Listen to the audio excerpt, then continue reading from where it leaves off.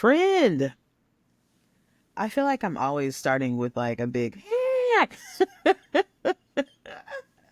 Because that is you. You're it excited to is. see people and do things. It So, is. And if you've met me in person, 9 times out of 10, that's how I'm gonna greet you. Friend, how's it been? How are you doing? And I think I have my friends saying that now. yeah. So it's not even just me who does it. Now it's all of my friends who do it. So it's so funny. So, friend, how are you? Great. I am okay. How are you? I'm getting there. I'm getting there. With all the stuff that's still continuing to happen in Hmm. our nation of the United States, um, I'm just realizing that I still have to focus on me and making sure I'm okay. And I think that in all honesty, it's hard to find that balance, but I'm doing it, right? I'm still having the hard conversations about what's going on out in the world, but I am making sure that like I'm not neglecting myself in this time and in this space.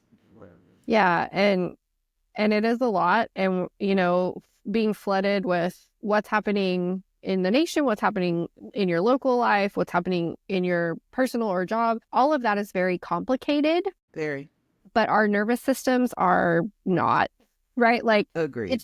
it just doesn't take that much to sort of turn the volume down on everything else and find a place where you feel more regulated and a place where you're taking better care of yourself. And it's just about purposefully doing it throughout the day, right? Like, I have you agree. had water? Have you seen the sun today? Have you talked to someone who cares about you today? Like, these are the things that interrupt that flooding enough that maybe you have a little bit more space to take I care of agree. yourself. Yeah. So we had Jordan Maney on the podcast last season, and the thing that I learned from her is she's made a list of all the little things that she can do to kind of boost herself in a day. So if she's having a bad day, she goes and checks out this list. And the list says things like, have you taken your vitamins today? Did you stretch this morning? Have you drank water? Hmm. Did you have some quiet time? Like all of the things that she know boosts herself during a hard day. She's literally written this list and it's long. I've seen it. It's long, right? So what happens is it allows you to have that reset when you get real like in the moment, and it's things that already are tested that specifically to her work, Yeah. Yeah. right? So I'd encourage everybody to do that, especially in those moments where you just need a reset for like a hot second, like a. But Yeah. Because, like, in brain talk, it's called the window of tolerance, right? And talk to so me about this window of tolerance. I will. I love to talk about it. Clients are like, don't talk to me about that anymore. Um, so if we're on a scale of like 0 to 10, and 0 is like, I'm totally chill, I'm Willie Nelson on the bus, and 10 is, like I'm having a literal trauma panic response, we can tolerate a lot of stuff between like 1 and 5 or 1 and 6, right? Like it takes a lot more to make you increase. But as you get closer to these levels 8, 9, 10, it doesn't take much, right? So that's why people are like, it was the last straw. It was, right? It doesn't take anything to go from a 9 to a 10. So you have to find this window on that scale of like, I can tolerate things that are happening and I can feel when I'm getting too close to not being able to tolerate it. So if you're hanging out at like a 7 or a 8, and you can take it back down to a 5 by making sure you take your vitamins and your meds, that's a way to sort of stay in that window of tolerance. You might still get really activated, and that's okay. Things are scary and hard. And your nervous system is pretty simple. It just Mm, wants you to come back to that place of balance. I love that. And I just don't think people are considering that. I don't think people are taking moments for themselves during the day. I think what's happening is we're just so caught up in all of the things that like we are just ready to get to the next task. That is the thing I have really been struggling with my whole life, but particularly over the past 3 or 4 weeks is like, we are in dance season. So dance takes a huge chunk of time and focus. And I just struggle with scheduling. Like, I know I'm not the Mm, only one that feels that way, girl, but no. Yeah. I I feel like I've tried so many things, and because I work for myself and I think of my schedule as flexible, I will overschedule because my brain is like, "Oh yeah, you move things around, you make it work." But when it comes down to it, I don't want to move the things. I have specific times that I need to be at the office. I have specific times I need to be able to pick up my kid.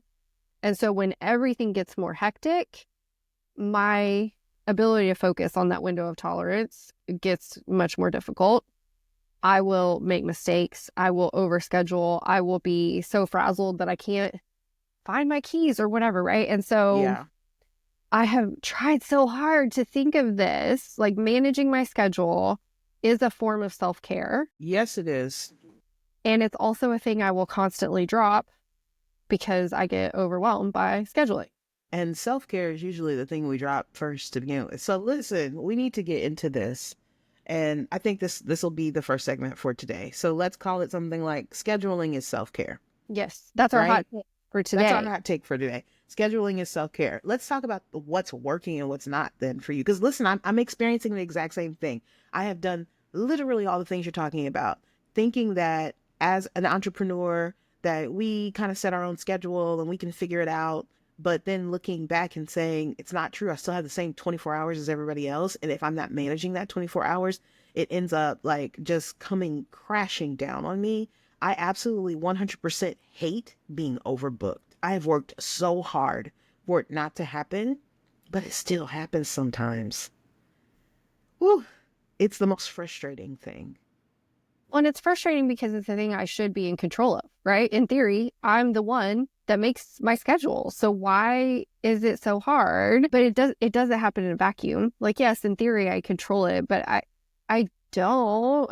You don't. I'm a partner. I have pets that have to go to the vet or get dropped off at daycare, and I have a kid who has to be a bunch of places and birthday parties. Like I don't control really, Yeah. but I have this impression that I do. Well, I think a couple of years ago we talked a little bit about like how solopreneurs were on this whole hustle culture of like taking things back and you're the boss, boss babes. And it's Uh, like, if we are not telling people that as entrepreneurs you still need to run your business like it's a business, we're going to burn out super fast. So I agree with you. It's not necessarily that you are the master of your own schedule. It is the necessity that you master what comes at you, and you're going to get a lot of stuff thrown at you, yeah, right? yeah. Like I love to schedule things, but people and auxiliaries and organizations and clients will throw me something at the last minute that now I have to fit into what's already been scheduled, which first of all is not my favorite thing. But it's like the plate spinning, right? You're constantly trying to figure out what is it that I can push to the side to fit this in today, and then 9 times out of 10, what happens is we don't go back and do the thing we moved. And then that starts almost like a domino effect where it's like boom, boom, boom, boom, boom, boom. And then you're in a corner somewhere. Yeah. So, What I have found that helps me manage my schedule is that I have an actual paper planner. And in this planner, I have blocks, right? Like color pencil blocks of like, this is when I see clients and it's that color. And this is when I have to stop for the day, right? It has a little post-it flag. So I can't, if I move it, I will know, like, wait, I'm not supposed to move that. yeah. Everything goes on my paper calendar because that's what works for me. But then, first of all, what if someone asked me something that I didn't think to put on the calendar and now it doesn't exist? Yes. Or how do I communicate it to other people in my life, right? Like, this is the thing Matt and I have been working on really hard over the past few months, which is I won't ask for help because I believe I'm so flexible and I'll make it all happen. My toxic trait is I think I can do everything. Yes. And he gets so frustrated because he's like, I will do whatever, but I don't know where you are or what you need because you keep it on paper. And so then it's like, well, I don't want to put it on an electronic calendar because that's double work. So what do I do? And so we've found a way to be like, okay, the night before we review the next day, right? That's And I'll smart. say, this is where I'm supposed to be. This is what I need. And that gives me a chance to be like, oh, I need to leave work and pick up my kid, and that doesn't happen instantly. I need travel time that I didn't build in or whatever. Friend, why are you not building in travel time? I So think listen, I do a very similar version of what you do, but I'm allergic to paper. If I write something on paper, it disappears. I'll never see that thing again. I wish, like, I love the dexterity of a pencil in my hand, writing on paper. I love the sound, I love the feeling. I can't do that. Do you know how many post-its are in my office somewhere that have really important information that I will never see again in my life? Okay. So what I have done is very similar to what you talked about. I have a digital calendar and I have blocks for clients. I also schedule everything, and everybody in my life knows that I schedule everything. Even friends are like, friend, did you put it on the calendar? Because we know you're not showing up if it's not on the calendar, right? So like I schedule everything. I also have multiple calendars for multiple things. My daughter, I have a calendar for her. All of her stuff will come into this master calendar where I can also see what happens with my business, what happens with my other job. I'm like so overwhelmed right Everything now. Like, comes to what this one master calendar. this nightmare calendar? Girl, it's pretty serious. But I schedule every little thing. For instance, when I meet with clients at my in-person job and I have to travel there, I have travel time built into the appointment so that I'm never saying, oh my God, I gotta be somewhere in 5 minutes. Nah, man. I need to be able to get there and no one's crashing in on that time for me to drive there, right?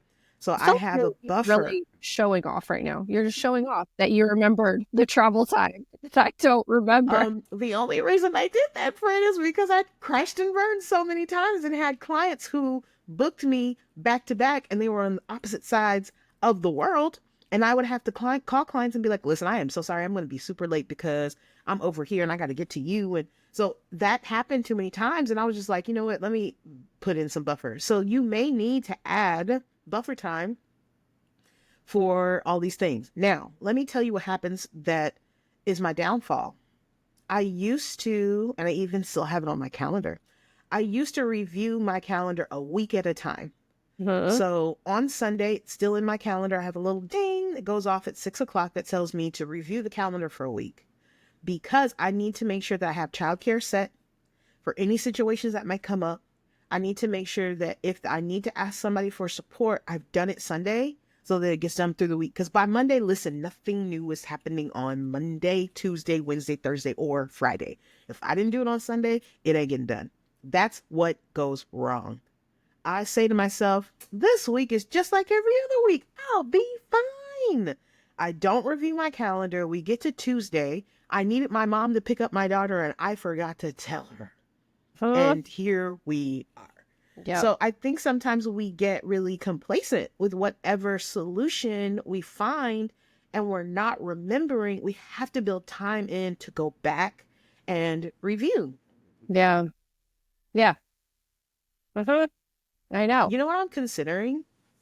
I've seen this thing where, okay, I'm going to get real geeky. I don't know if you've noticed that there are these screens that you can use that will populate your calendar in the, like your kitchen or something, and the whole family can see what's happening for the week. Have you seen this? No. Oh my God. Tell Okay. me. So one of the like somebody I follow on social media did this for their family. And then I saw a kit for it where you can literally turn any kind of display, whether it's an old monitor or a TV, into this calendar using a Raspberry Pi, which is a very small computer. And basically what it does is it is a moving and constantly updating visual of your week or month or however you design it, where everything is on display. Everybody sees it. I want this so badly. I just don't know how to use Raspberry Pi yet. So the reason why I feel like this would be a godsend for any and everybody is because if we do have this reluctancy to ask for help, and if it requires for us to literally build in time to go and talk to a person, these are additional tasks we're probably not going to make time for, right? But if our stuff is constantly streaming in the kitchen, and your husband Matt can see, well, oh, it looks like she's supposed to be here, here, and here. How she don't do that? Babe, do you need help? And then there's some support that magically shows up. Now, listen, will it go as easy as that? Who knows? Well, we wouldn't know that. But I just feel like when things are visual and in your face, it allows for so much more cohesiveness than if it's not. And that's why I have all of my calendars in different places, but they show up in a master calendar where I can see how they overlap. So I'm going to start working on Raspberry Pi sometime in the future, but it's basically computing, and like, who has the time? I don't know. Well, maybe next year we'll be talking about this and I'll tell you how it didn't happen. I don't know. We'll see. Put it on your master calendar to look for now. That's exactly what I'm going to do. I'm going to put it on my master calendar and I'll find some time to get this Raspberry Pi. But I'm a very visual person. That's why I like to write sticky notes, because it's visual and I can see it. And in my mind, I can see the note, right? But Yeah. the problem is I don't remember it because there's literally 17 million other things that I'm trying to do as well. And I think even the worser part, I don't know if worse is a word. Look, the worst part of this is the the guilt we put on ourselves when it doesn't go right. Yeah. Yeah. Right? Like, I will say to myself, okay, don't forget to do X. I'll put it on my calendar. Maybe I do it the first 3 times, and then time number 4 comes and I am exhausted because maybe I'm taking on too much and I'm not allowing myself the space to actually also schedule self-care. I used to schedule naps. No joke. The problem would be that I would say to myself, I don't have to nap. It's just space and time for me to be alone. But what was happening is I was so overscheduled in other areas that I would end up using the nap time to work on the things that overflowed that I didn't give enough space and Yes. Right. The idea that you have to have space and time to do the things that you need to take care of yourself, I think sort of leads us into our next segment. Do you agree that I would it is? agree. What's good for you? What's been good? Because you need time to pay attention to what's good. So what's Yes. good for you lately? So I think what's good for me is, I think I mentioned this to you personally. I don't know if I mentioned it in the last episode. I love crafts, Mm-hmm. but because of the way that my bedroom was set up, every time I wanted to do my crafts, and I'll be really specific, I love to sew. So I asked my mom for a sewing machine in college and she gave it to me and it was amazing. And ever since then, I've always sewn just little projects here and there. But the biggest thing I do is I'm making alterations to clothing, right? The problem is I had nowhere for my sewing machines to live. So every time I wanted to do a sewing project, I would have to unpack a bag of all of my stuff, put it out, do the sewing project, and then pack everything up. And so nothing would get done long term. I would only do short projects because it's all that I had space for. So recently, I literally have changed my bedroom, and we're sitting at that desk now. I put a Mm-hmm. desk at the edge of my bed where now my sewing machines live. And I have been able to start working on sewing projects. Awesome. Isn't it? Yes. So, like, if scheduling is self care, I probably should schedule some time in to now sew, because I now have the space for my projects to actually live somewhere. I haven't done that yet, but hey, I just put the desk in. Give me some time, right? Well, and that's the thing, right? You that way you don't have to build in the time of set up Gotta the pack stuff, this up. do the Yeah. project, pack up the stuff, and the just like mental get started that you would need Yes. to do It's that. workload. Now you have the physical space and you can schedule the time. That's good. That's good for It's you. amazing because, in all honesty, I run myself into the ground.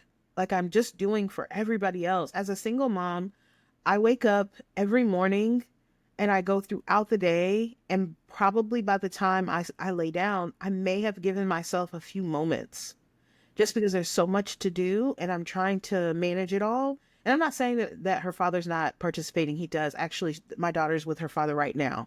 And so I do have a little extra time. But during the week, it's rough, right? So now that, like, if I come home and at the end of the day, I want to spend a few moments working on a sewing project, it's here. And I don't have to like dig through my closet to find all of the things, spend 20 minutes setting it up, spend 20 minutes putting away. And mentally, I would say to myself, just forget it. I don't want to do it because it's just too much. Now I could literally, my daughter brought me something to fix. I was able to just pull my sewing machine out because it's on the floor, right? Pull it up, do the thing, give it right back to her. And she was like, wow, that was fast, Mom. I was like, oh my God. I did it. Yes. I did it. So that's what's good for me. Tell me, Bonnie, what's good for you? What's good for me is that I bought a bunch of art last time I was on a work retreat. I went to Llano, Texas, and Wow. I got this huge pencil drawing of an armadillo, and it makes me very happy. And so months ago, I framed it to get ready to hang up in my office, and then I stuck it behind a chair because I was like, I don't have time. I know. But this week, I had a couple of hours built in that I was going to do notes and do some admin stuff and whatever. And I said, you know what? Instead, I'm going to hang up this armadillo picture. It's so cute. And it says a little bit of Texas on it, and it's a little armadillo. So in order to hang up this armadillo, what I had to do was move the couch in my office. So I hung up the armadillo, but then I looked down and I said, oh no, it's gross behind the couch. So that made me proceed to go just through the whole office and like vacuum and dust and edit the way things look, right? Like I'm a maximalist for sure, but I pride myself on having a good like editing eye. And I think all had gotten out of hand. And so I spent a couple of hours doing this that I should have done notes maybe so I could get paid. But that also led me to like take time to take care of my plants. And I felt so good to like be in the dirt and take care of them and just letting my mind sort of wander, that I wasn't like super focused on solving a problem. It was just like, oh, I cleaned my office and I potted some plants, and I felt so good about doing that. And it's the conversation I've had with clients all week too, right? Like, what can you pay attention to? What are the little things that bring you joy?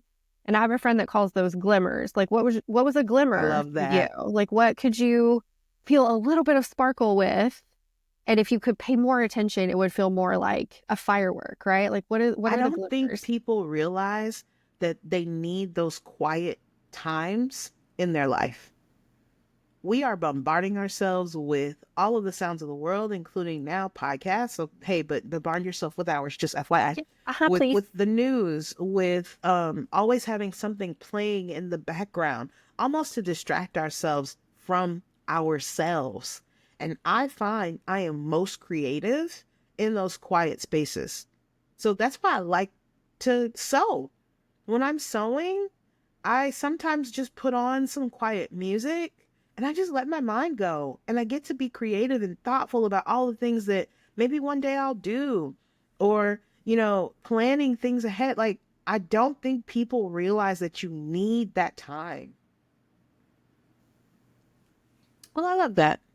Okay, so last segment. I have questions about work stuff. I don't even know what we call this. Questions about work stuff. Our next questions about work stuff. That's what it's going to be called. So I had a friend who mentioned to me that I helped them with their transition from the military. Not gonna lie to you, I totally don't remember. It was so long ago.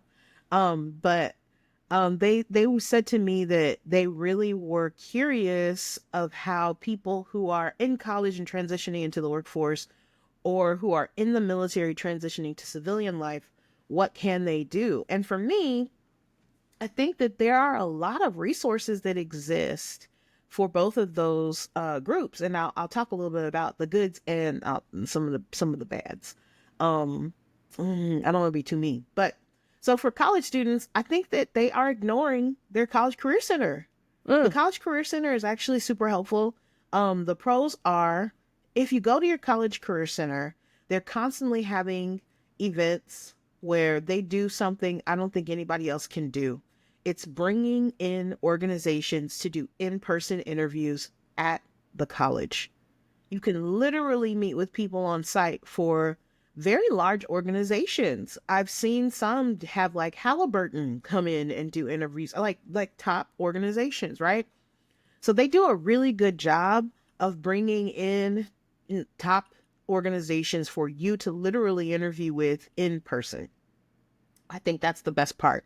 Yeah. The part where I do think they probably could do a little bit better is that um a lot of the resume writers are academics, and they have been at the college writing these resumes and not necessarily in the field writing these resumes. And so, although I think it's really important that you get someone outside yourself to review your resume, and I think that's a good, use of the college career center, I would suggest that you reach out to somebody in your actual industry, whether that's a mentor or somebody who you met at a professional organization, to just give it the once over for what's currently happening in the industry, right?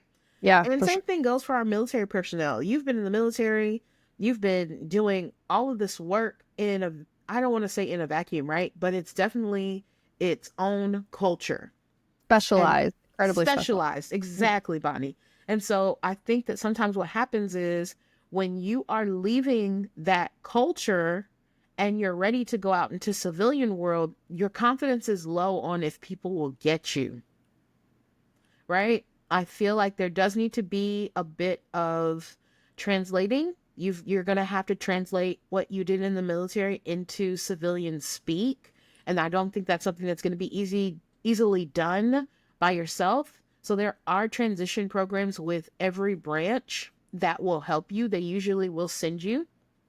Let's talk pros and cons. Pros are that they do a lot of work to offer you free services, free resume writing.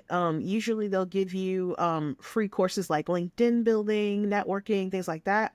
I think the hard part is the con. Um, Sometimes that it's not as maybe specialized is a good word here too. It's not as specialized, so you're gonna get kind of the bulk template. Everybody use this template, everybody use these words.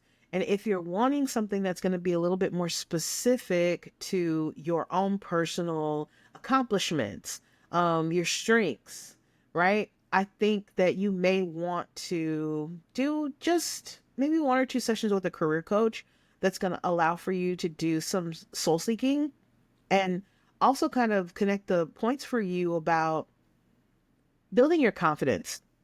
I've had a lot of people who've transitioned out of the military who have come to me to do career coaching, and I find that their confidence is super low, but their skill set is extremely high. And once I've pointed out that, like, okay, this thing that you did wasn't a small thing. Sure, you probably didn't get an award for it, but I need you to understand how that translates into what's happening in the civilian world. And when I have those conversations, people usually leave me like, oh, that's actually amazing. And I'm like, yes, it is. So those are the things that I would suggest. So this is a really great question from somebody I worked with in the past, a friend of mine. I hope that that's helpful for you guys, but we want to hear from you. Mhm. So listen, if you have questions, if you have suggestions on how we can better schedule, Yes, we want you to fix our scheduling problem, yes, please, please. And if ASAP. you know about Raspberry Pi, go ahead and send me a little send me a little something so I can learn it. But we really don't want to speak at you guys. We really want to speak with you. So I don't think that we really did a lot of answering of questions in season one, and we want to do that more in season two. So we'll try our very best to answer a question as often as possible. Get in the comments, DM us, send us an email. All the information will be in the description. But we want to talk with you. We want to help participate in your life, and you participate in ours. Well, this was great, Bonnie. I agree. I'm so glad we spent this time together. And I actually am going to sit down tomorrow and review my schedule for the week. Well, I'm going to be at dance until like 7 tomorrow, which means I miss a lot of things, including the Super Bowl. But Ooh. I will try to take some time to review my schedule and ask for help. I guess that's gross, but I'll try. Or are y'all not sharing calendars? We do, but that also, so that's what I was going to say about your kitchen calendar ideas. Like, that depends on people putting things on it and also checking it. And I think that's where some people in my house might struggle. Well, we'll talk about that in a personal conversation. But yeah, okay. Well, I'm not watching the Super Bowl, so I think I'm going to probably spend a lot of time tomorrow napping because this last week was a doozy and the next week coming up is going to be pretty busy as well. But what are you guys doing this weekend? I want to know. Tell us all the things. All right. Well, we will do this again and you guys will see us in the next podcast. Have a Yes. great day. Bye. Bye-bye.